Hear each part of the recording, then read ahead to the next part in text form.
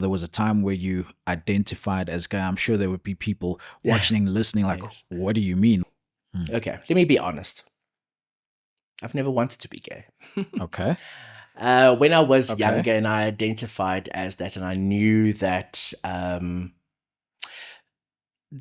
that I was more attracted to guys, boys than girls. That was a big thing for me. I didn't want that. Okay. I didn't want to be that different. Okay. And growing up older as well, it becomes harder. People think it becomes easier. It doesn't. It becomes harder. I never wanted to be that. And a lot of people say it's a choice. A lot of people say you're born that way. To just throw this in, my brother said, yeah, absolutely, you could have been born that way. But remember, Jesus calls you to be born again. To date, he remains a key figure in South African Fashion Week and also South African Menswear Week. She calls me and she goes, Leon, I remember you telling me that you know Naomi Campbell's agent. Yeah. I was like, yeah. Do you think she should come and speak at the summit? I was like, it's Naomi Campbell. Yeah. How much money do you have? I've been knocked down, but it's that getting up and just continue. Somebody will see you. Yeah. And somebody will give you that opportunity. If it's what you love and if it makes you happy deep down to your core, just carry on doing it. Yeah. Somebody will see you.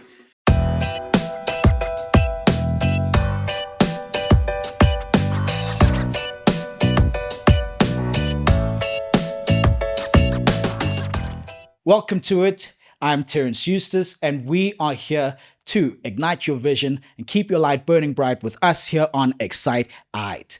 With me in studio today, we have got a legend in the fashion industry with a career spanning for 17 years in booking celebrities and top models, and now newly appointed Managing Editor of Dossier magazine. He is also responsible for bringing Naomi Campbell to South Africa in 2019 for the Forbes Leading Women Summit. And to date, he remains a key figure in South African Fashion Week and also South African Menswear Week. So, without further ado, ladies and gentlemen, I give you Leon Johan Haasbroek. Leon, it's an honor to have you. Thank you. It's an honor to be here. Thank you so much for inviting me. This is my first podcast interview, by the way. Yay, and happy to do it. Happy to be the first. And might I just say, just reading through your credits and, in talking to you and getting to know you better, you are so humble for the kind of person who's had the career that they've had and who's rubbed shoulders with the kinds of people that you've rubbed shoulders with. Could you please tell us, where does that humility stem from? I think in general, I grew up in a very strict Christian home, and I think that humility was probably not then did I understand it, but it was a very important foundational structure that my mom and dad placed in us.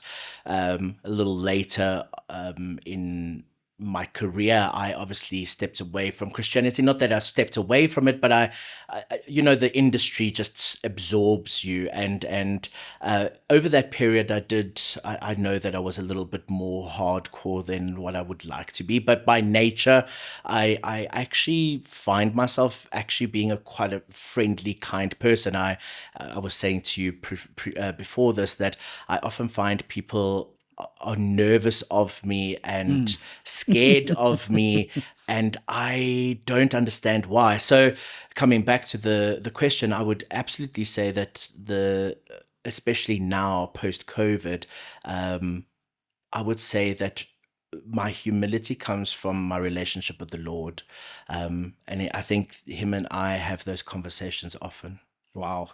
So touching on that, right? And given what we see in the fashion industry and what we know, and maybe perhaps some people remain or pretend to be ignorant about it, there are a lot of forces at play in the industry that you're in, and maybe it is probably the least popular thing at the moment to be a person of faith or a Christian in the industry. How do you maintain your faith, and how do you fit in within the industry? How do you juggle all of that? So let me answer that in a two-part. The first part is a logical, secular part. Right. The way my brain works is once I understand something and it clicks, it's not going to change my mind. I'm very focused on if it makes sense in my mind and it's logical in my mind, it's not going to change.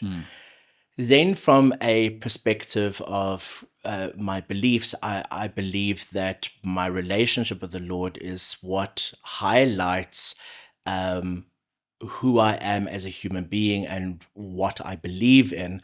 And coupled with the two, it's almost as if I have and please hear this from a humility perspective, it's almost as if I have a sense of arrogance.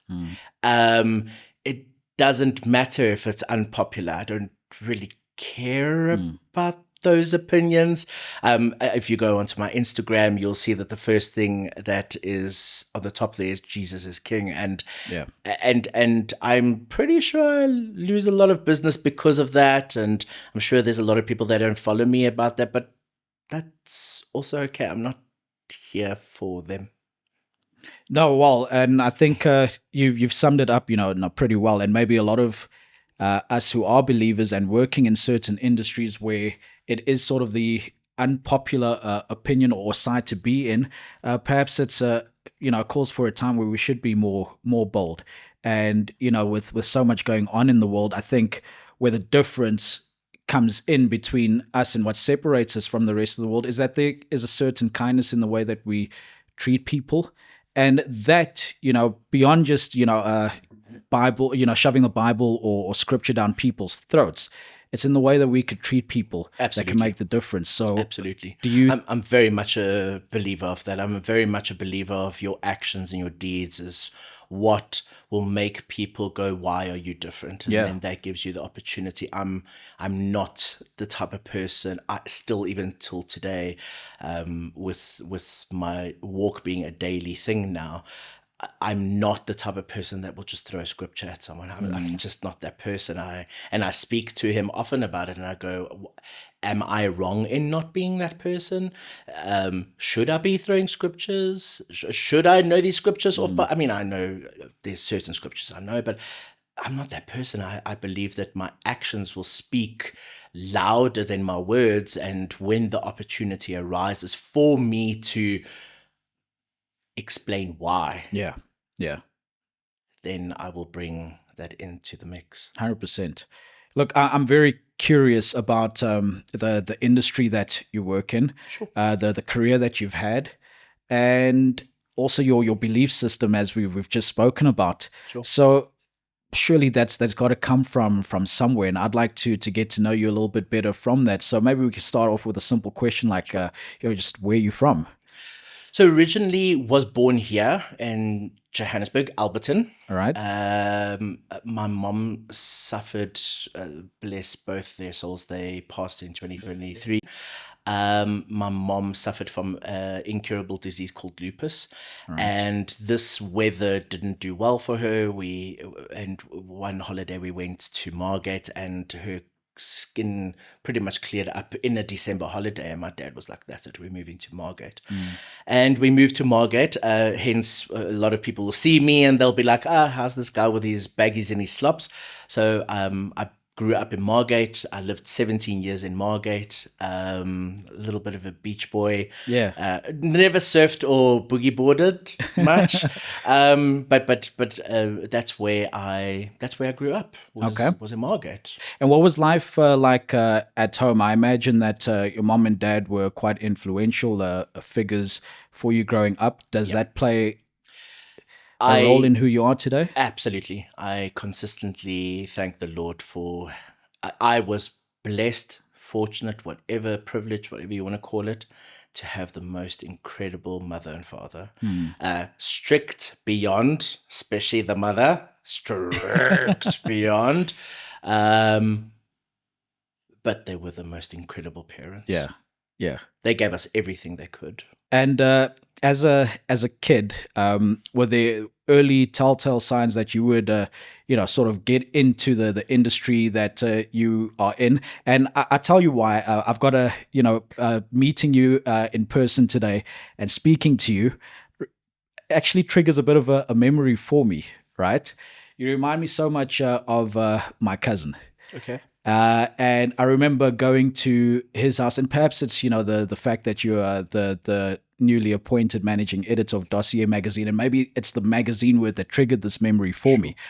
But he always had a keen eye for fashion. Sure. Right. I would remember going to his house, and he would be, he'd have the U magazine and the Huisgenoot magazine there, and he'd be cutting out outfits and trying to mix and match outfits, and he would be he'd have his sketch pad and his pencil, and he would sort of be designing ensembles. Yes. And yes. I used to always admire this because to me, this is a different kind of talent. Sure. Right. Sure. I'm a sporty person. I'm a music person. So yes, there's the artsy side. So maybe that's why I could appreciate that. Yes. But I could always see that, okay, if he does not do this when he grows up, then, something is off here. Sure. Does that sound familiar? No, not at all. Not really. Wow. Surprise to your audience. Yes. My dream job when I was pre-10 was I wanted to be a stripper.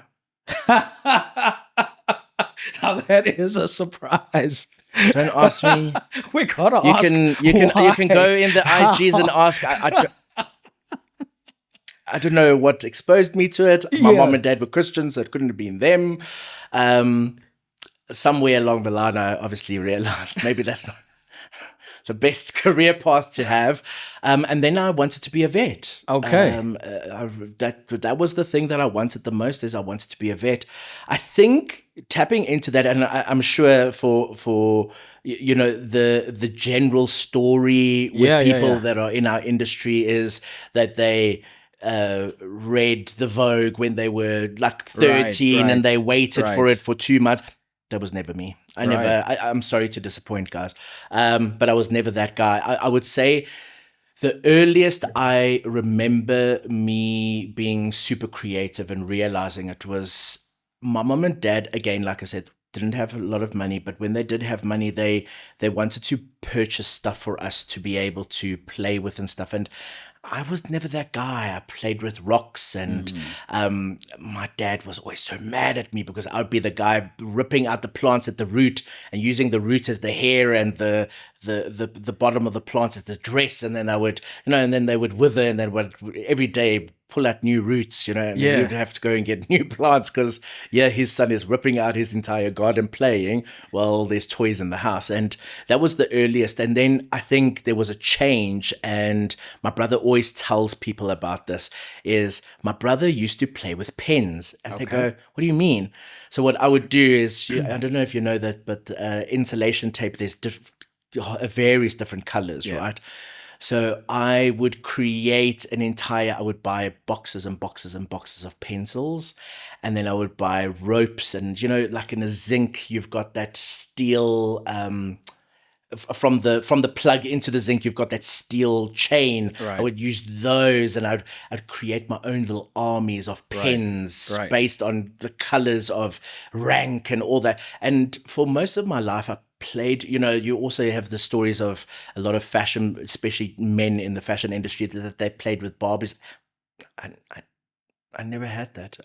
My earliest entry into realizing I was a creative was the weeds and the pencils. That is very, very interesting. And I'll be honest, you had me stumped with the stripper and the vet, and then we get to the weeds, and that sort of, you see dresses and ensembles within that. So when does Leon then jump into the fashion industry? Is that straight after school? Is it during school? I think it was early on school. I really hated and hate is a very big word for me. I don't use it lightly. I hated our uniforms. I realized then that I was, number one, very different in the sense that I was firstly not attracted to women, and that changed things for me. And then I I could see pretty, but I couldn't see pretty for guys. I saw pretty in women, and then I started realizing the almost the linkage between what I was doing with the weeds being the dresses, and then I could see the linkage. So I think from an early on, I realized that I was interested in it, but I didn't realize. And then when I got into school and I really hated our clothes, our uniforms, my favorite time was civvies days. We called them civvies days. I don't know what people call them, but we called them civvies days. I mean, I looked dreadful. I look at images of me now and I'm like, no wonder I was teased. I would have teased me too when if I looked like that. But that I would say it would have been junior primary, senior primary. I realized more that that's where I wanted to. And then high school was a goner. That was a goner. That was when I realized that all I wanted to do was fashion. Yeah. Absolutely. Okay. And you mentioned being different, or knowing you were different. Yes. What was that like during school? You mentioned the teasing. Was it a tough time? Yeah, so I got teased on an array of different things. Unfortunately, I was one of those guys that really got teased badly. So most of my school career or my school stages was pretty horrible. When I was at school, fighting was a very boy thing to do. You know, I don't know if you remember way back in the word para. I'm from the para right. era. And I didn't do that. I would take, I remember I had a pink Mercedes Benz, one of those small Hot Wheels, and I would play with that while they were beating each other up. And because of that, I would get teased, and because of my weight, I would get teased. And eventually I realized that I can't be on the field anymore. So I started moving away from the field. Eventually I found myself in those big chess things. And for months I would be there, and until so I fell in love through that period, and we'll probably stitch it together later in the interview, but I didn't realize then that the guy beating me up for my food, that I would fall in love with him one day. And he would be my everything. Like it was the weirdest, how it worked was the weirdest thing. He would beat me up for my lunch. That eventually I had to move from the chess to the library, and that's when I eventually became like an assistant library prefect. And it was to be honest, Terence, it was my junior primary was horrific. High school was a bit different. I didn't go through, so you can imagine you're like, oh, shame this guy got initiated badly. I didn't go through initiation. And that's when I started realizing that the way I think and the way I communicate is very different. And we'll touch about that in a bit, because my mom told me what I needed to go and study, and I wanted to study fashion. And I didn't go through initiation. Why? Because where was Leon? Leon was sitting in the prefect's room. Because I became, somehow in our orientation, I became friends with the head girl, and then she became head girl, and she was like, no, we're going to protect him. I'm actually still friends with her. She was the deputy head girl. My apologies. And she just took me under her wing. And so standard 6, grade 8, I was fine. Standard 7 was... I wanted to hang myself. She was gone at that stage. Then. Yeah, she was out. And so everything that I was protected from in standard 6, like virtually came out in standard 7. And there was often times that I would want to kill myself. It was that bad, really that bad. Until the end of standard 7, I just went to my mom and dad and said, like, I can't do this. I don't want to do this. I want to go to college. And let me tell you, my grades were horrific. 34s, 35s, horrific. And I said to my mom, I want to go to college. And my mom's like, it's too late. You can't, you're going to have to do standard 8 and then I was like, we will find a way. I'm going to college. And somehow I got into college. So it was obviously business college. To give you an example, our English was business English, Sake Afrikaans, business economics. I mean, that was business economics and legal environment was the class that I skipped the most, but got the highest. I got huge distinctions for that. And things changed, Terence. All the people that teased me, here's the kicker. all the people that teased me at school, when I walk into my first day of class at college, they're all standing at the back, sitting at the back, all of them, it's like they were in my mind and they knew I was moving to college. And look, we speak of me being meek and humble now, but I have a temper, and Right. I completely lost it. And I remember the teacher didn't even know who I was. I just picked up her chair and I threw it towards the end. I don't know how it didn't hurt anyone. I just threw it, and I'm not going to swear because I don't want to swear, but swear words came out of my mouth, and I was like, you guys teasing me is done. I'm done with this now. Yeah. This is not happening here, not on my watch. Right. And things just changed. I became head SRC in NSC, and it just changed. It was the best thing. As I started hitting distinctions, my lowest marks there was 75%. Oh wow. I mean, I got in NSC in my matric year, I got 4 distinctions. Man, what was it that was carrying you through what was obviously a dark period through school for a while? Because I mean, we hear horror stories, where kids who go through similar things don't make it at the end. I mean, you mentioned yourself that you thought about it, and what was pulling you through? So of course and I'll keep in this interview, I'll keep bringing it back to that. Obviously, we were a Christian family, so I believe that it was the Lord, firstly. But Terence, I had the most amazing parents. I had the most amazing parents. I had the most amazing brother. I still have the most amazing brother. Yeah. And I just got it through with them. Just them being there. I didn't really know what friends were. I didn't have that. In high school, I had friends. When after I threw the chair at everyone at the back, I had one of the girls proceed to come and tell me the only reason why they teased me is because I was hanging around with the wrong group of people. Oh. And in my head, I was like, you guys put me there. But in high school, I really digged my friends. They were my friends. In junior primary, I didn't have that. I didn't know what friends were. And obviously towards high school, I started becoming a really big Christian, more involved in the church. Youth, every Friday I was at youth. My best friend was the coolest human being on the planet. So I really believe that my life post-school, outside of school, so, those 9 hours that you're at school, it was like torment and horrible, but there was light at the end of the tunnel, because thereafter it was it was love and life. Yeah.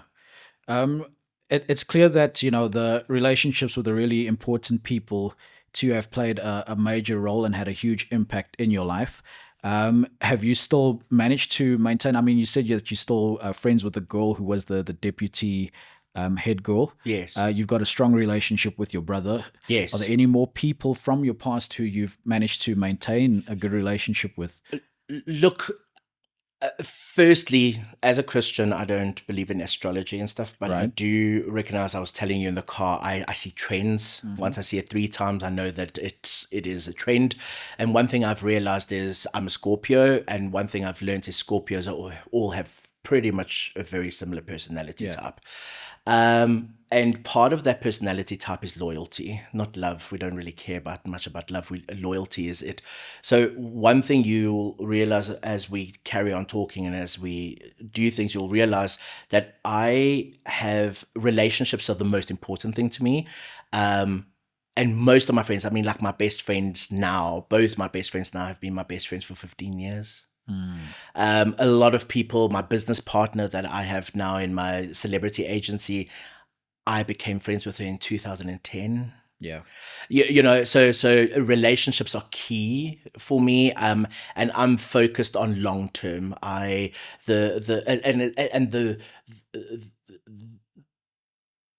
more I step into seniority spaces within the industry, I realize that the frivolous communication in between it's important for business, but it's not important for soul. And I'm very different at home to what I am outside. And people might say, well, is that a split personality? Is there? It's because I allow certain people, based on the teasing and stuff, I allow certain people in that space. And once you're in that space and you're in that trusted circle and you damage that, it's not a thing of non-forgiveness. I of course forgive, but it's done. It's next, Yeah. you know. So yeah, relationships are incredibly important. Have there ever been like parts in your career and in your journey where it was difficult to maintain relationships, or have you always just made it a point to maintain them? All the time, Yeah.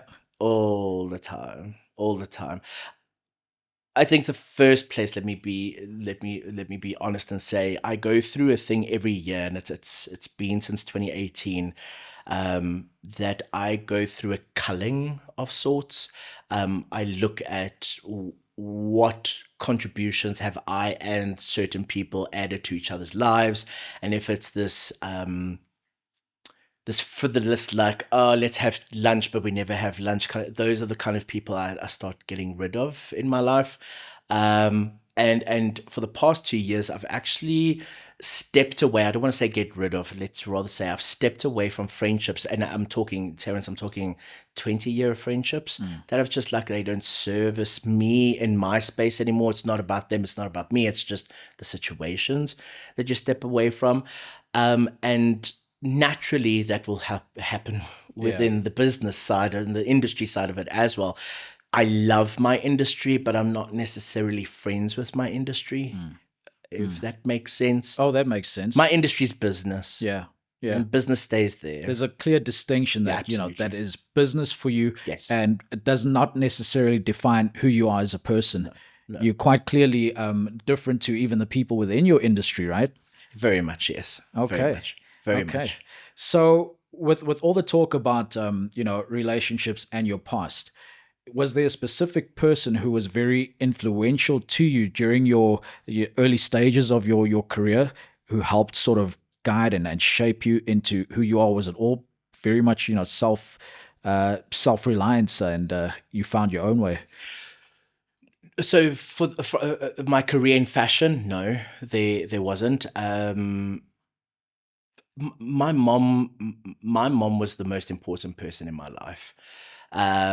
She supported me no matter what. She was the typical mom, like a cheerleader mom. And I mean, my dad was amazing, but he was typical at work. And my brother and my dad had a better relationship, where my mom and I had a better relationship. So I would say the person that shaped me as a human being would be my mom. Right. I was said earlier on, my mom told me I can't study fashion. So to give you an example, after school, after this incredible distinctions and everything, I went and worked in my dad's hardware. Okay. Second-hand hardware to add to it. It couldn't just be hardware; it had to be second-hand. and that was when I started realizing I need to do something in fashion. And I said to my mom and dad, I want to study fashion. How did they receive that at that time? Again, I'm not going to swear, but my mom was like, F no. Yeah. She was like, no, based on your personality, you should go and study public relations. I was like, what? Okay. No, I'm not doing that. Okay. I refuse. So you asked about people that changed my life. Can I give you an example of an event that changed my life? Please do. In 2000, so I left school in 2002, 2003. I said to my mom and dad, I want to go fashion. No, they can't. There was this competition. It was a big competition. I think in that stage, I started being interested in fashion by watching the competition on TV, but not realizing where it's going to be, and that was the Durban July. Okay. So of course I'm in Margate. I'm a beach boy. All Pluckies and a pluckies and a baggie. Well, now you got to up your game if you're. Well, I'm still wearing baggies. People actually don't realize that I still wear baggies. I go to events and they're like, it's black tie, and then people go, "Do you realize it's the black tie?" And I go, "You realize I'm wearing shorts." But coming back to it, it was the Durban July, and I don't know, something just in 2003, something said to me, take your salary that you're earning and go and buy material and just enter the Durban July, man. How difficult can it be? Yeah. And so I did it. I found a seamstress and I asked her to design 4 outfits for me. The main outfit was this avant-garde. Now, a lot of people think they know what avant-garde is, but avant-garde is something that is incredibly interesting and beautiful, but you will never wear it day to day. Okay. And this outfit was in black, made in black, and I hated it 2 weeks before the Durban July. Don't even ask me, Terence. Let's not even go down the rabbit hole of how I got into the Durban July. Because somehow I just picked up the phone, called someone, and they're like, yeah. And it just happened. So I must be honest, I don't even have recollection of how that happened. So 2 weeks before the event, I looked at this black dress and I'm like, it's beautiful, but it's not enough. In my mind, it's not enough. So I burnt it. Wow. I literally threw gasoline on it and I burnt it.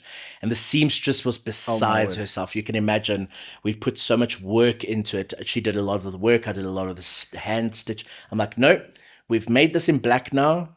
We just need to make it in white. Yes. So let me go and find the material. We make it in white. Literally, Terence, we get to the Durban July. By God's grace, I don't even know how that car got me to Durban, because Margate to Durban's 129 kilometers. It's not just a short walk, you know. I don't know how we got there. We got in. I don't know how we got in. I don't know how we got our accreditation. I don't know how I got the models. Just happening. It was all just happening. Yeah, I just went. And this is why, you know, when I look at my career now, I definitely have this thing of the Lord had a plan every single way. Right. And somebody says to me, do you know how many designers are showcasing today? And I was like, no. And they're like 2,500 designers. I was like, wow, sure. I feel privileged. Yes. I'm just standing there with my very ugly jersey. Yes. And my very ugly, I mean, I even look at what I was wearing. I was like, how did I even... And Michelle Bruno was the girl. She's like a top model right now. I think she's... she's represented by ICE, if I'm not mistaken now. And she was the girl that I found, and she was like, yeah, wear the dress. She walks up to me and she goes, I don't know what this is. I'm like, what is that? And I'd placed 8th in the avant-garde collection out of 2,500. I was like, and I looked at it, I'm like, no, I think and I remember saying, did you take it from someone? I will never forget asking her, did you? She goes, no. Some lady just walked up to me and gave it to me and said, I need to put it onto my dress. So I'm like, what? So we didn't quite know what was going on. So we were just, I mean, you can imagine, I was like barely even 19, man. I was like out of school and it completely changed my life, Terence. For 6 weeks thereafter, I was on the front cover because, of course, in Margate, you don't get news. Like, you don't get someone that represents an entire industry from nothing. And for 6 weeks on end, I was on the front covers of the newspapers in Margate, and there were stories about me. Blowing my mind. And you know what I said to my mom when I walked in?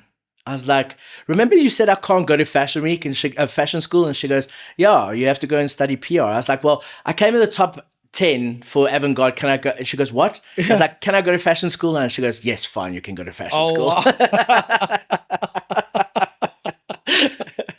Oh, she couldn't argue with that at that point. She couldn't. But I mean, this is really blowing my mind. And perhaps this is why I always felt or thought of you to be a designer, although you said that you are not. Yes. Right? But I mean, clearly you've got the talents and the chops to be able to design. Sure. Why did you not pursue that more in fashion your school? career? Was horrible. Okay. I hated fashion school. Now in my early 40s, I realized I hate everything study. Sorry, educational people. I'm one of those people. I hated everything about studying, but more so fashion. My teacher was horrible. My mom, I wanted to come to Johannesburg and go to Lysoff, and my mom's like, that's not going to happen. You can choose a school in Durban. And so I chose a school in Maritzburg. At that stage, it was probably second to Lysoff, one of the best fashion schools in the country. And so my mom was like, great, you can go there. Terence, I lasted 6 months. Oh, wow. I literally walked out of her class. I just You can now see a trend of me walking out of things. Literally just walked out of a class and I just called my mom. I remember my uncle took me for the interview. It was such a prestigious school in terms of not financial, but the output was so prestigious that you could only get in by an interview. They had to interview you first. Right. And somehow I made it past the interview. And I remember 6 months later walking out and I just called my mom and I was like, I'm done. I'll come and work in the hardware again. Thanks. Yeah. I'm good with this. I'll come. And obviously those days I was still quite vindictive. I was like, I'll come back. I'll dust myself off and I will compete with their students at the Durban July next year.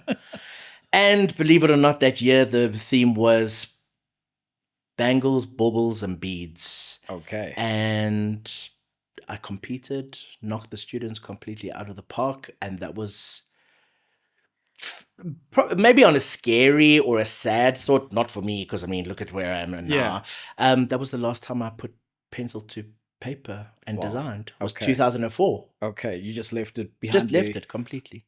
But I do think that, and I got this from you, is that people can get a sense of your design when it comes to your personal choice of clothing. You mentioned that you design your own clothes. Yes. So are you your own exclusive designer? Yeah. That's a lot of people see that I wear JJ Schoeman and another brand that I wear is Wepner, and those are the only two brands that I wear. And people go, yeah, these designers make nice things for you. And I go, no. They do. And they're lovely made, but it's my designs. It's often what I wear is something that I've made or designed for myself, not on paper. I've made such a strict, when I put the pen down in 2004, I left the pen there. Yeah. I thankfully with Jerome and with JJ, it's really a thing of, hey Jay, this is what I'm thinking. Amazing, makes it, and then we edit it together. I suppose that's where it led me into eventually becoming an editor. There you are. So surely there's got to be moments where either models or friends would have asked you and said, Leon, please just design this thing for me, man. You are clearly I got to wear something that is designed by you. How often does that happen, or does it still happen? In the past, quite a lot. I've always had very unique style. I do get people asking me. I had a friend that was, I'm not going to say how much, but I had a friend who was keen on investing on me starting my own label. Right. And though I toyed with it for a couple of hours, maybe a couple of days, I decided no. I decided no because I like wearing what I wear and I don't want anyone else to wear what I wear. Right. And the way I do it, I mean, like I said to you, Terence, essentially, guys, you can see what I'm wearing shorts and stockings. It's that simple. It's a short and a stocking and a t-shirt with a zip. But really that's what it comes down to, is that I've never now recently, I don't have the need to design for other people. I like wearing things that is different for me. I mean, if you look at my shoes, very eclectic, different. I mean, I think a lot of people often look at what I'm wearing and go, wow, how can I wear that? How can I wear that as a plus size guy? I have a lot of plus size people asking if I can, and if we're very honest, I'm so sorry guys, but if we're very honest, plus size clothing's ugly. Like it's like it intentionally goes to a space to make, I'm a fat guy, so I'm going to say fat, make a fat person look uglier for some reason. And that's just not me, And maybe this is also why I went to wearing only black. A lot of people have a misconception of what my favorite color is. They think black is my favorite color. It's not.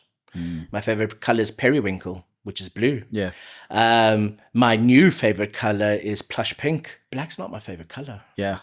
It's just I decided to wear it because it looks good on me. Well, I still think it really is a special talent to do what you do, right? Although you don't, identify as a designer. Like when I look at your ensemble and the shoes and just like, what happens in your mind to be able to see it and say, okay, this is what I'm going to do with it? Because, I'm in awe that, you pulled it off and it looks good, because I know I could never. Sure. But I mean, you show people that, hey, it works. I think it looks stunning. Let me tell you, there's a lot of clothing that I don't wear. Right. Because in my mind, it looks amazing. And then when JJ puts it through his process of putting his couturier hands on it, and then I don't like it afterwards, kind of thing. So I'm not going to say I'm perfect in that sense. Absolutely. There's a lot of fail, or let's not call it fail. Let's call it that's something that I don't like. Okay. Something that a lot of people don't realize about me, I buy everything in twos. Okay. Everything, like literally everything I buy in twos. And like these sandals that I bought from our favorite Chinese people, which I love. I love a Shein, just putting it out there. I bought 2 of them. So I buy everything in twos. So once I know that something works, I just stick with it. And then in my industry, we have a term for that. The term is serial dresser. Okay.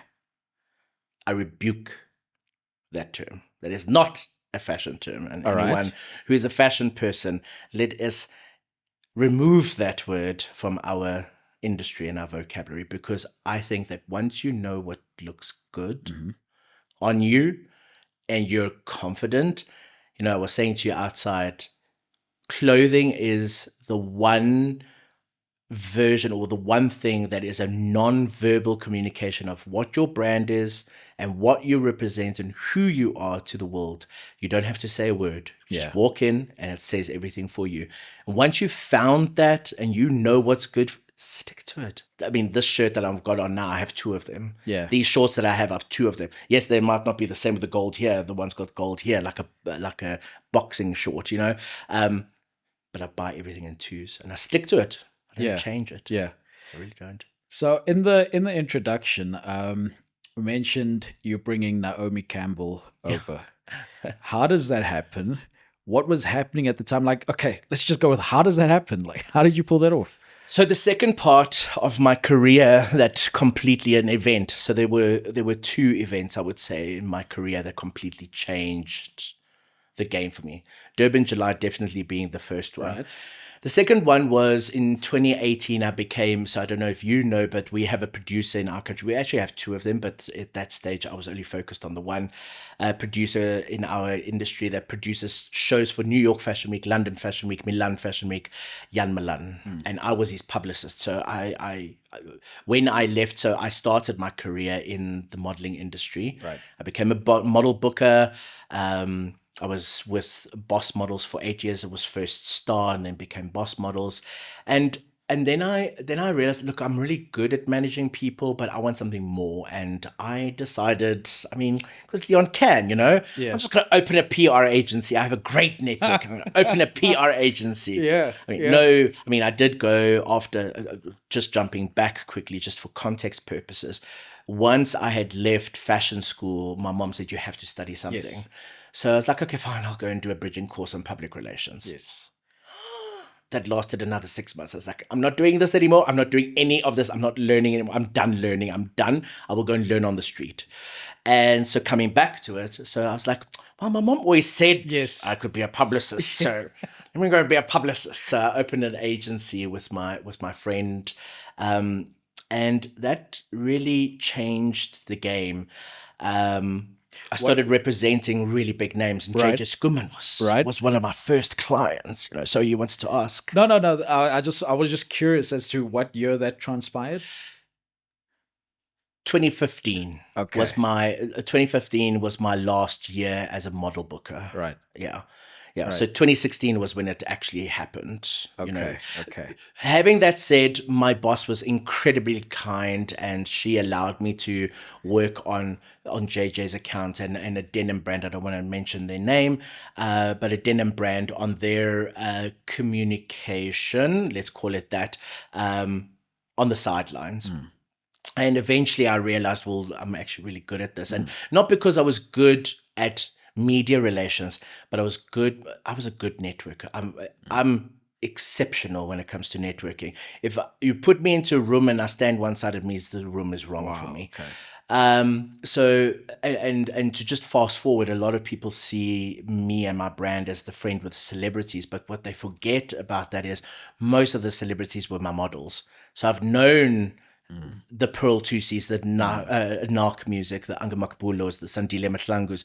I know all of them as models. Right. We just kind of grew up together, and they became celebrities and I became a celebrity manager, kind of thing. So back to where it all changed was in 2018, Jan Milan said to me, I need to go to China, and I can't go to China because I have this huge project. You have to go to China for me. I was like, I've never left the country in my life, and you want me to go to China? Are you mad? No, I'm not doing that. He goes, Leon, I'm your client. You actually don't have a choice. You have to go to China. Yeah. I need you to go to China. So I said to him, okay, that's fine. At that stage, Fashion Week became a very important part of my life. I realized that Fashion Week was where I networked the most. So I said to him, I'll go to China, but I have to do Fashion Week first. And he's like, what? So I'll go to China, but I have to do Fashion Week first. So I did Fashion Week. It was the Thursday, Friday, Saturday night. I flew to China. Okay. I first want to tell you this, and then I'm going to ask you to guess how long I was in China. Okay. Okay. Get to China, get slammed into a room. Literally, Terence, if I tell you, again, sitting on the sidelines, just watching everything happen. Can I have popcorn and slush, please? And I get slammed into a room with the most powerful model agents on the planet. Right. I'm talking Ford models. I'm talking Why Not models. I'm talking this is Nomad models. I mean, I'm a publicist, and I'm sitting in a room full of model agents. I'm like, how you're just thinking what the heck? How? How did it? And it was so interesting because when I arrived in China, firstly, of course, I was nervous as hell. Yes. At that stage, I was still identifying as gay. I know, big screamer. We'll talk about that just now. And and of course, I don't know. I see things on radio, TV. China, and I get pulled one side. So we fly into Hong Kong. Beautiful. Oh my gosh, beautiful. Yeah. We fly into Xi'an because now this is on the Xi'an Wall. Right. And I get pulled aside and get taken into customs, and I'm like, what is happening? Okay. I start crying because now I'm like, I'm going to be arrested. In China, I'm like, worst case scenario, nobody's speaking English to me. I don't know what's happening. How are you going to explain yourself if you need to? How am I going to explain myself? Yeah. And eventually, an hour or so later, I hear somebody speaking English. I'm devastated. I'm late. I'm everything. Yeah. I can imagine the person collecting me. I didn't even realize that the person collecting me is probably losing their mind. Yeah. And I asked this lady, I'm so sorry, but you have to please explain to me, the governor of Xi'an invited me. Right. I don't know, trying to get out of it. And she goes, oh no, you don't have to worry. We just think you look like Gangnam Style and we want to take a photo with you. So we've been collecting everyone. I'm like, are you kidding me? Hold on, what? Yeah. I've been sitting here for an hour thinking I'm going to be arrested. They're going to throw away the key in China. And you want to take photos? And they literally took photos of me. Afterwards, they escorted me to the driver. The driver was losing his mind. He had police there, everything. It was a rigmarole. So fast track that evening, I'm sitting in this room and I'm looking at the model agency. And I'm the only one that has a name, but no... Was there no title? No title, right? No agency name or any. I'm the only person. Right. And I just started getting along with these people. I don't drink that much anymore, but China saw a very different Leon because we went to KTV. It was the most incredible experience. If I tell you, and I'm not sure if you share photos and stuff, but I'll share photos with you. Please do. Of me actually sitting. It was the first time ever in my life I got to sit front row. It was the first time. And I sat front row in China. Yeah. On the wall, on the Xi'an Wall. How long? So obviously partying it up with these agents, becoming friends. I mean, to the extent that I became friends with Naomi Campbell's agent in China. I sit with a network of, I know the CEO of Ford Models. Like I have him on WhatsApp. My dear friend Joey Hunter is was one of the top directors of Ford Models way back. And if you know, Ford Models is the oldest agency on the planet. There's not an agency that precedes Ford Models. So how long do you think I was in China? Oh, man. I'm going to take a wild guess because all of this feels like a movie to me. So I'm going to say you're probably in China for 72 hours. 48 hours. Oh, wow. Oh, wow. 48 hours. It feels like that kind of thing. I mean, it's just so...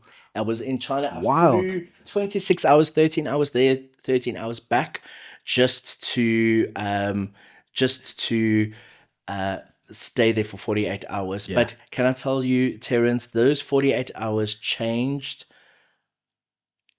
Man, I can't even say my life. It changed the trajectory of my entire career. The fact that I can WhatsApp any of these people right now as we're sitting here and just go, hey, well, look, they probably won't answer because they're all sleeping now. But the fact that I was able to maintain that relationship and those relationships, I was telling you early on, just yesterday, I was talking to Joey from Ford Models. Yeah. And so coming back to the whole Forbes Women Leading Summit, so one of my friends, and I'm not a name dropper. I actually know these people. We love it. so it's and often people, because I actually know these people, I think that people think that I name drop, but I'm really good friends with the managing editor of Forbes magazine. And in passing, somehow, I mentioned to her that I met Naomi Campbell's agent. Right.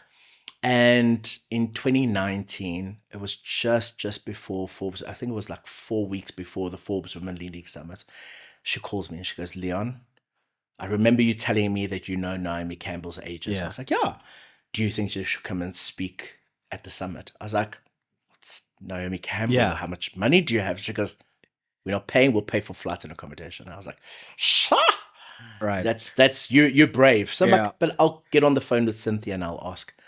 Next I know it, Naomi Campbell's flying to South Africa to come and speak to all the ladies at the 2019 Forbes Women Leading Summit. So that, again, Terence, I like to think that I plan things, and becoming a Christian or finding my way back to the Lord now post-COVID, I realized that I thought I was planning things, but little did I know that everything was just happening around me, and I was just sitting there watching it all happen.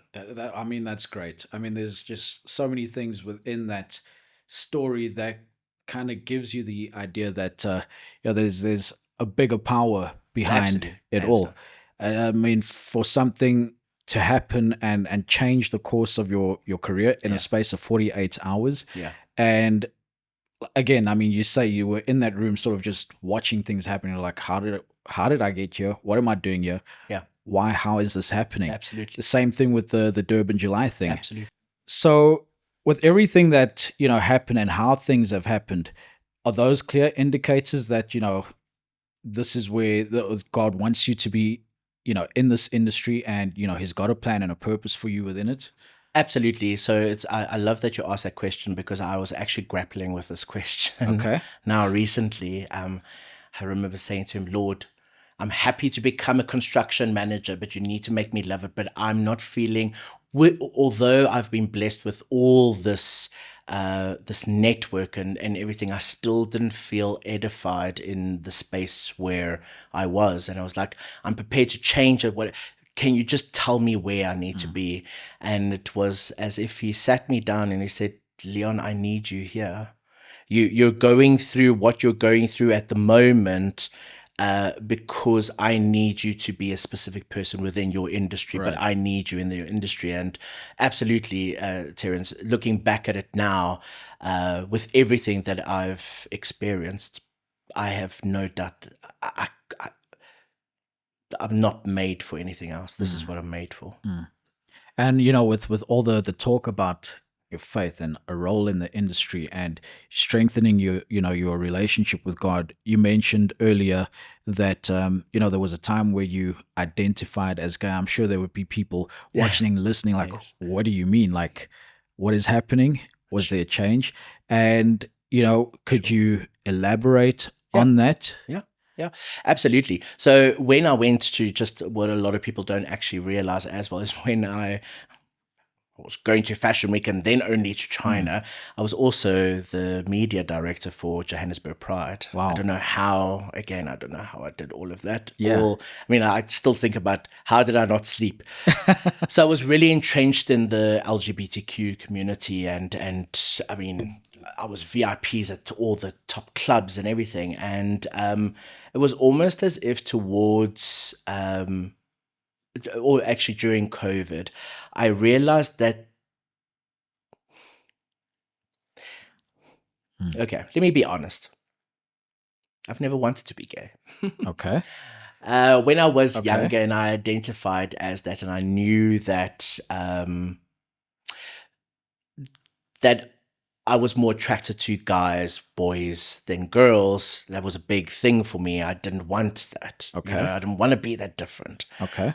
And growing up older as well, it becomes harder. People think it becomes easier. It doesn't. It becomes harder.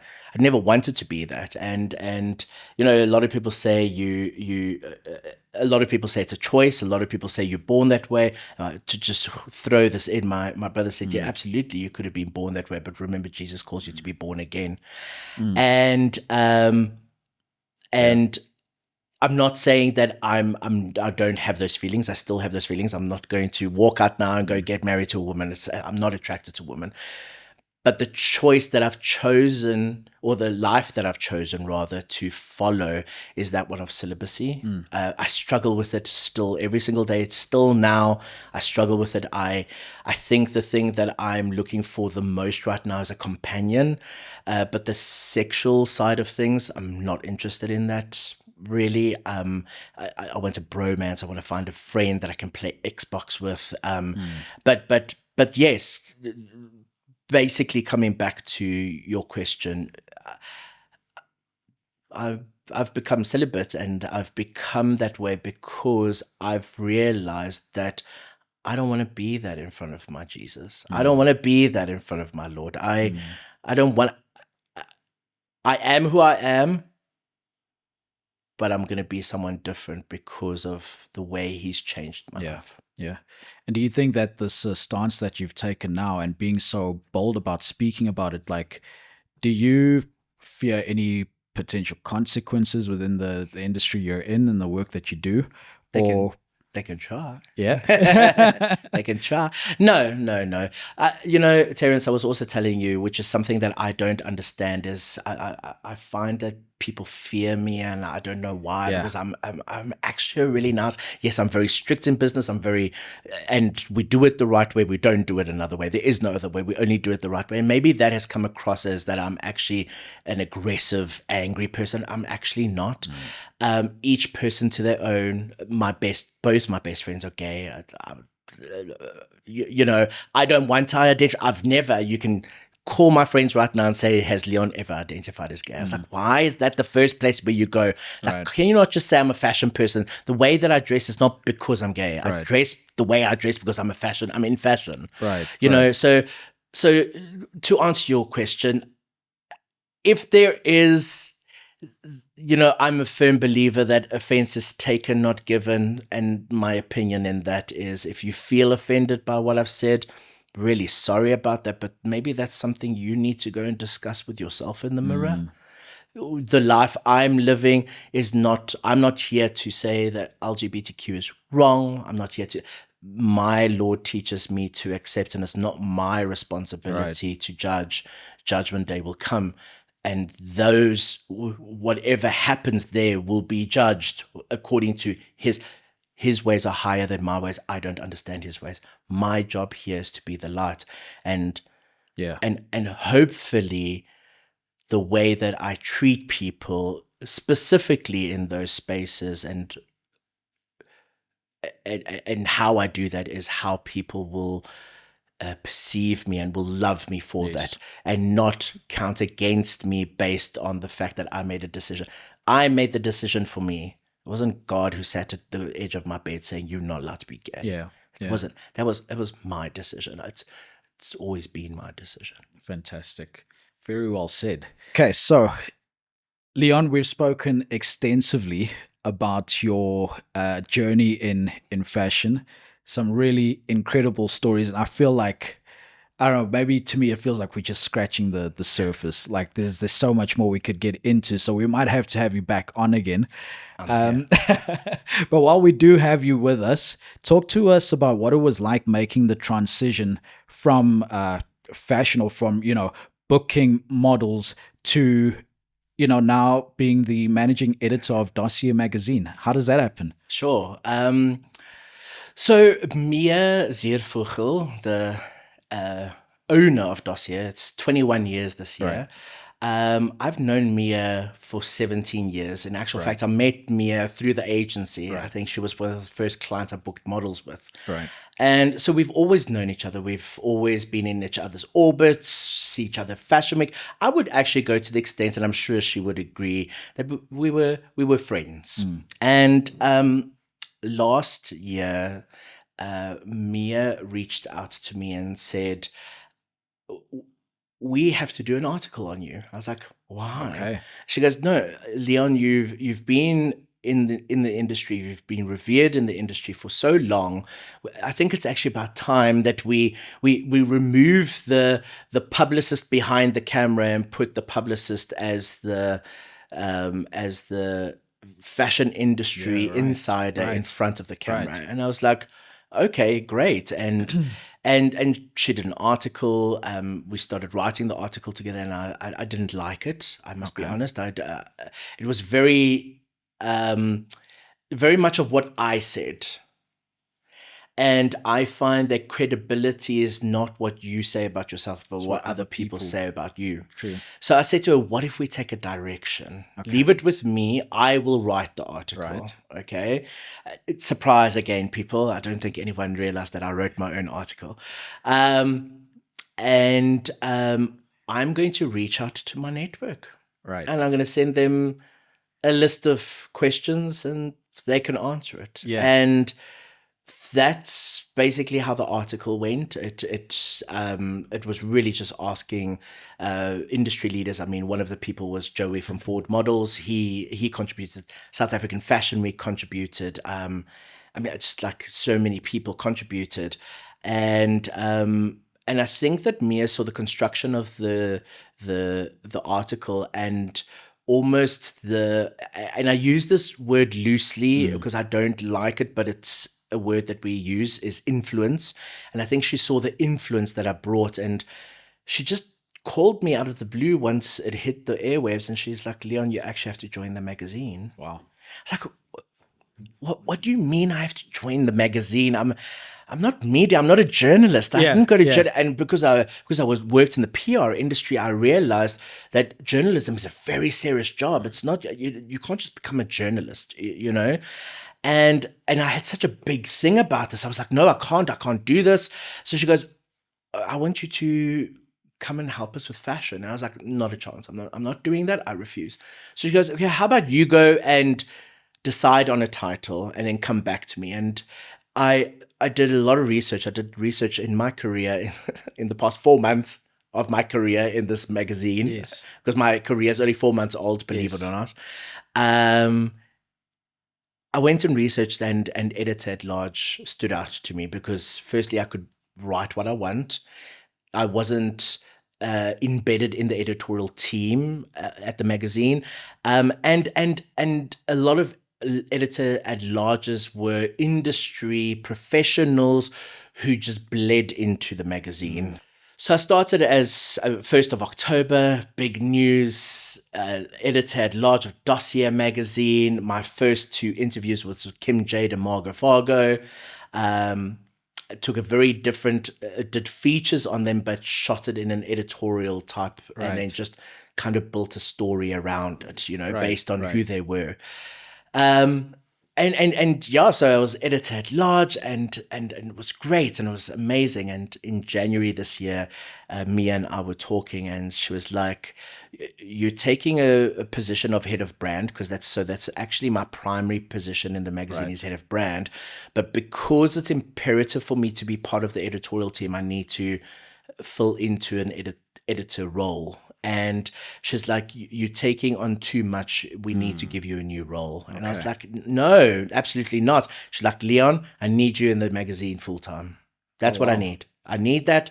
I want that. I'm the boss. That's what I want." Yeah. So she sent me again away to go and research. And she's like, "You go and find your title and you come back." And based on the job as head of brand and my network and how I do things, I found that managing editor was the most relevant title for me.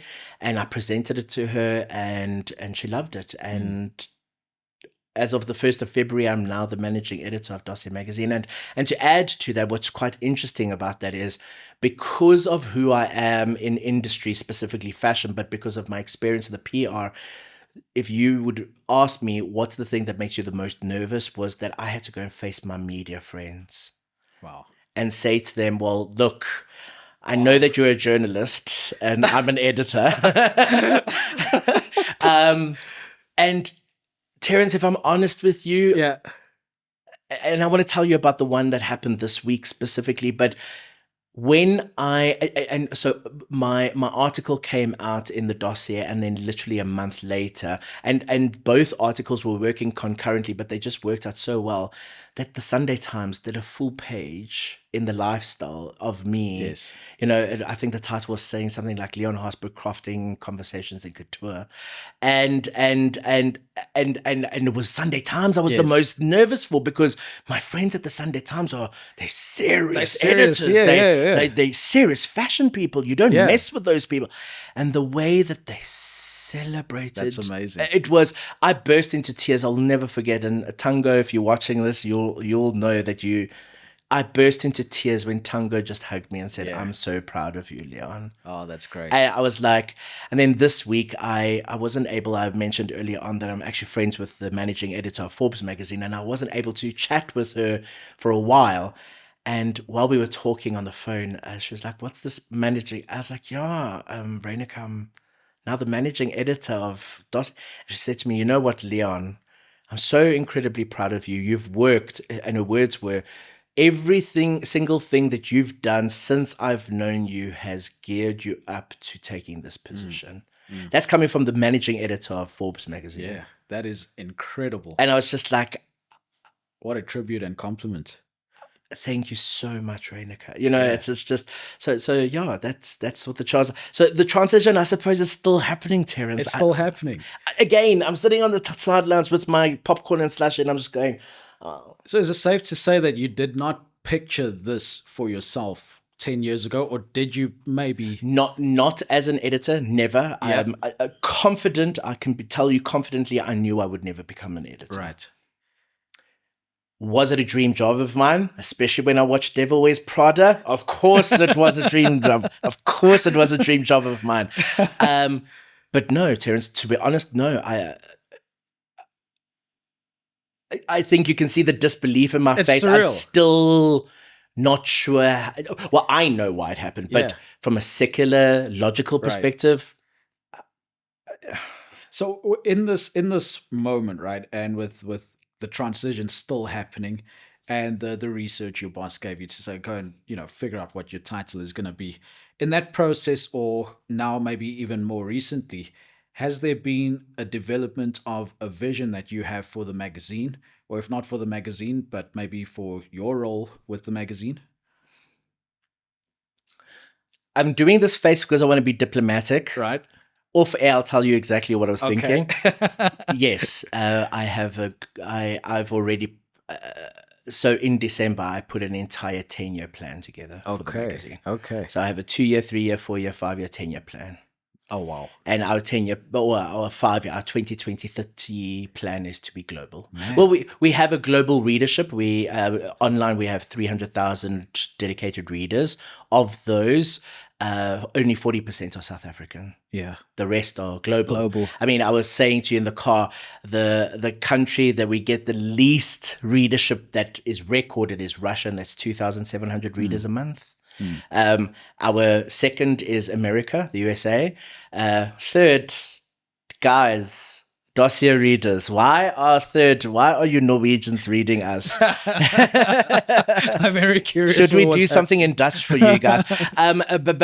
But our third highest readership is from Norway, and then our fourth highest is from the UK. Amazing. So I don't think that my brand plan is off. I would like us to be a global magazine that competes with the likes of Bazaar and Vogue. It seems like it's a natural fit, right? Yes. Because with all of your experience in the industry, I don't think there's anything that's like a sweeter attribute to what you've accomplished than the role you have. And just to see how quickly you made strides within the magazine. Yes. Appointed or started in October. Yeah. By December, you already had major plans. Yes. Yeah, absolutely. So that is just incredible. Absolutely. And with all of this, do you have any insights?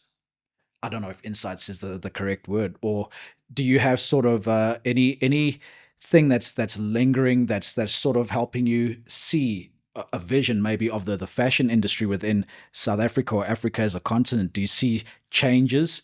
Are we stagnant and left behind compared to the rest of the world? Or are we heading somewhere? Are we making strides? The one thing I will tell you is we have the most creative people in the planet. There's no one more creative than South Africa. I mean, look at Tebe Mugugu, look at Lukando Madingi, look at Richard Manisi, I mean, Kluk, JJ, Sun Gotti. I mean, like, we could be here for hours. There is not a country or let's call it, there's not a continent on this planet that has more creative juices for the fashion industry than this continent. Hands down. I would just have liked it to be more supported by government and private sectors. Unfortunately, our industry and our industry falls within a deeper industry called the creative and cultural industry. The fashion industry, the whole CCI sector is not really supported. I'm hoping that Gaten McKenzie is going to change that, but especially from a sports, arts, and culture perspective. But the truth of the matter is that there is no investment in our industry here in South Africa, or very little investment. Where there is investment, the investment is going often to things that don't grassroots develop our industry, and I'm very much a person of grassroots development. If you can develop from that level up, and if you can develop from a rural area into this area, it's just like SA Fashion Week used to have a project called 9 Takes, and what Lucilla would do is she would take beaders from deep in the rural areas, get them to bead and collaborate them with the likes of Leon Johan Haasbroek. That is grassroots development. That is development on a level that you can't. And people will go, but how's it development? If you nurture that and you continue with that mama staying in that rural area could become a designer one day. The lady that works in my house to help me maintain my house studied to become a fashion designer, and when she wears glasses, and she decided she didn't want to wear glasses anymore, and she went and had the operation, and they flipped the iris, or I don't know what they call it, but they flipped it, and now she can't even see the sewing machine, and they can't fix it. Apparently they can't fix that. So I again believe that the Lord was like, the best person for you to go and work with is Leon, because he's the one that's going to get you into the industry. And it's those little things. It's, can we not find people with those stories? Right. And instead of gatekeeping them, let's invite them into the industry and help them develop. I encourage going to school, if that's your thing. Go to school, go and study to be a designer, go and study to whatever you want to be in the industry. But if you don't have that opportunity, don't lose hope. Yeah. Because I'm the proof of you don't need that. Right. You know, when I was at fashion school, I was telling you, I'll tell you this one thing. My teacher told me that I would amount to nothing in the industry. And look at me today. Remarkable. Remarkable. And I must say, I'm noticing a trend because Dirk Badenhorst from Mzansi Ballet made a similar point about the lack of support from government for ballet or for dance in general. Yeah. And now you've just mentioned it, that there's that lack of support for fashion. I've seen it when it comes to music or just youth development as a whole. They sort of use it as a guise to, get whatever it is that they want to get out of it, Yes. but they're not really making any meaningful impacts where it matters. So I just want to, I can see what you're doing. I see what Dirk is doing, and for everybody else who are sort of trying to canvas away in your industries and really make a difference, Yeah. I commend you guys on that. Well you. done. Thank well you. done. Thank you. So, with that being said, and I think I'll close with this.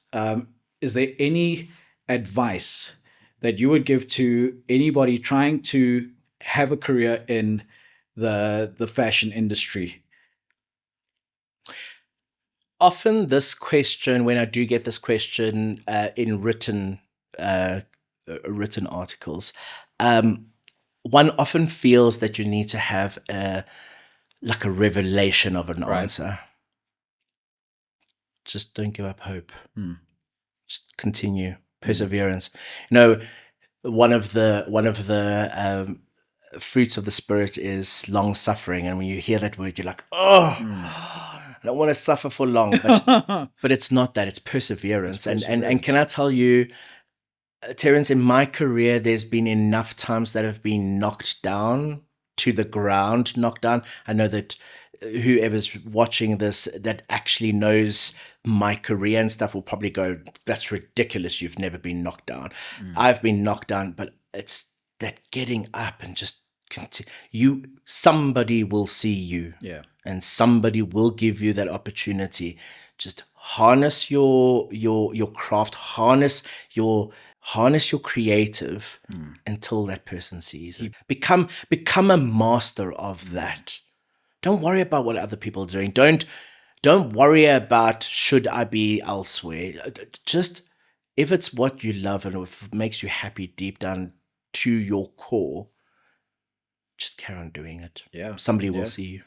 Yeah, you mentioned, becoming the master of that thing. And guys, for anybody listening and watching, I can promise you, Leon is a master when it comes to all things fashion. I mean, this guy off air was just dropping history lessons, and I was just like in awe with the knowledge that he has. And it's really a fine example to set for anybody, not just in the fashion industry, but anybody who really wants to own their craft. Absolutely. So, Leon, cheers to you. And many, many, many blessings. And yeah, I just wish you nothing but the best. Thank you nothing so very but the much. best. Thank you so much for having me on your show, and I'm so excited to see where this goes. We need more podcasters in South Africa, in Africa, and I hope that this podcast and this production, let's call it a production, new media. We love new media. Yeah. Let's hope that this ignites other people also to just carry on. Just carry on. We need you guys. That's it. And that's what we're here to do. We're here to help you ignite your light and keep it burning bright with us here on EXC-i8. Thank you. Cool. Thank you so much. Yeah. Well done, Leon. Thank you.